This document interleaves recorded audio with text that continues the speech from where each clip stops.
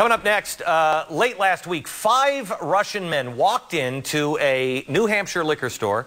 They put down a couple of bottles of Scotch whiskey on the counter and then handed over a crisp $100 bill.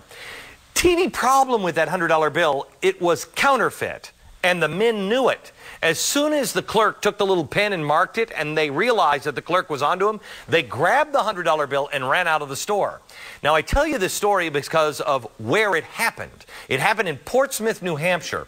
That just happens to be the town where President Putin landed for his meeting with President Bush 3 days after this incident occurred. According to police, the Russians who tried to pass the fake money may have been part of Putin's security detail. Why we don't know for sure isn't really clear to me yet, but ask yourself this. If these were high-level Russian security officials, we're talking about their Secret Service level, many of whom have diplomatic immunity, what are they doing with counterfeit U.S. currency, and why are they trying to pass it off? The real story is that I have a sneaking suspicion, and this is just suspicion, that this counterfeiting can be traced all the way up to Putin himself. From arms and oil deals with everyone from Venezuela to Iran, this guy is in bed with evil. To the fact that anybody who speaks out against him conveniently seems to wind up with a case of death. Putin has proven himself time and time again that he is no friend of you and me. He's no friend of the United States. In fact, I believe he is a modern version of our old Cold War enemy. So Putin, somehow or another, could he be behind this counterfeiting? Is it possible? No one knows for sure. I don't believe anybody's willing to look into it. But I do know this. Putin no longer gets the benefit of the doubt, at least in my book, and he shouldn't in yours. Sarah Mendelson is a senior fellow with the CSIS Russia and Eurasia program. I know I'm asking you to speculate on this, but is this the kind of thing that people like Putin engage in? Glenn, I think we have so many facts that we can stick to the facts. The facts are that independent, critical television has disappeared from Russia. The fact is that there are hundreds of people who've disappeared from southern Russia at the hands of the federal forces. That journalists who investigate these crimes themselves are disappeared.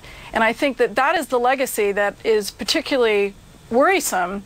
And for President Bush today to talk about President Putin as if he is trustworthy. He's a friend and a buddy and a pal. And I don't even, Sarah, I honestly don't even understand our world anymore. I look at this, and here we are with a guy who just last week met with Chavez.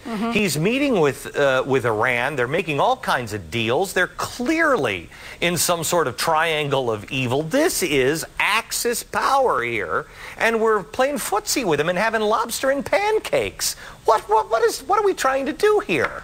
Well, let's not forget also the Kremlin had a PR company working for them. And so if I were the PR company, I'd say score one for us. That press conference looked like it was exactly what the Kremlin ordered up.